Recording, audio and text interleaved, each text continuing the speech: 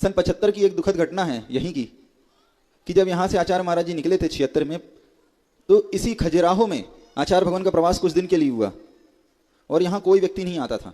एक दो लोग, कुछ लोग आए, चौका लगाए, चले गए। और यहाँ एक कोई मुनीम हुआ करता था। वो मुनीम यहाँ नियुक्त कर दिया गया था कि कोई साधु आएगा तो उसको लेने जाना है और उसको छोड़ने जाना है। ये यहाँ की स्थिति थी।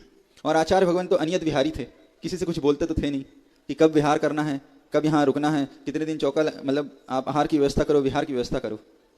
और जबकि यहाँ के मुनीम जी ने आके आचार्य महाराज जी से क्या कहा कि देखिए आचार्य भगवान, मैं यहाँ रुका हुआ हूँ, जब तक आप यहाँ हैं आपकी सेवा में मैं हाजिर हूँ, लेकिन जब भी आपको विहार करना है तो आप मुझे पहले से सूचित कर दीजिएगा, कुछ देर पहले से या आहार के पहले सूचित कर दीजिएगा, जिससे मैं आगे की आपकी विहार की व्यवस्था कर सकूं। लेकिन अपने गुरु जी तो अनियत विहारी, सत्य महाव्रती, कभी भी अपने सत्य में थोड़ा सा भी दोष नहीं लगाते। आचार्य महाराज जी ने दोपहर में अपना पीछे का मंडल उठाया और बिना किसी को बताए और विहार कर गए। और यहाँ के मुनीम जी को भी नहीं पता कि ये स्थिति है कि आचार्य महाराज जी विहार कर गए। और आचार्य महाराज जी स्वयं बहुत छोटा सा संघ था, मुनि महाराज में वो स्वयं अकेले थे।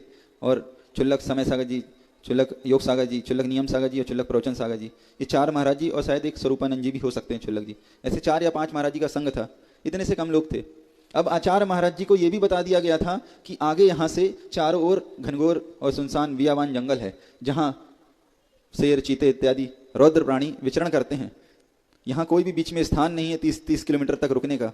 तो आप कृपया पहले से हमें बता दीजिएगा कि हम विहार कर रहे हैं, तो उस दिशा में, उस ओर हम लोग समाज के साथ, आसपास की समाज को लेके और वहाँ व्यवस्था कर देंगे अपने रुकने की, आहार की।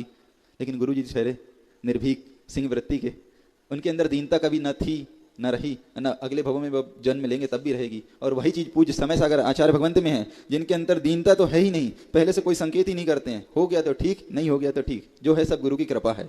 व्यवस्था हुई तो ठीक, नहीं हुई तो ठीक, वो शांत चित होकर बैठ जाएंगे। ऐसे ही आचार्य महाराज जी ने यहाँ से विहार किया। अब कोई तो था नहीं श्रावक, पूरे छुल्लक जी और मुनि महाराज जी पन्ना की ओर यहाँ से विहार हो गया।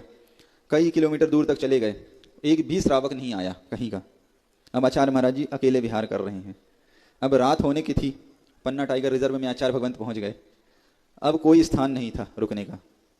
क्या किया जाए, जब तक समाज पहुंची कि नहीं पहुंची हमें तो नहीं ज्ञात, लेकिन आचार्य भगवंत ने बोला, कितनी बड़ी उनकी दृष्टि है, एक 25 साल का साधक और उनके साथ 17 साल, 19 साल, 20 साल के छोटे छोटे उम्र के साधक वहां साथ में रुके हैं। आचार्य महाराज जी शाम होते ही उनसे क्या बोलते हैं, समाधि के लिए तैयार हो जाओ। क्या कहते हैं, समाधि के लिए तैयार हो जाओ, कल का सूर्य आपको देखने मिले या ना मिले कोई भरोसा नहीं है, तैयार हो कि नहीं हो।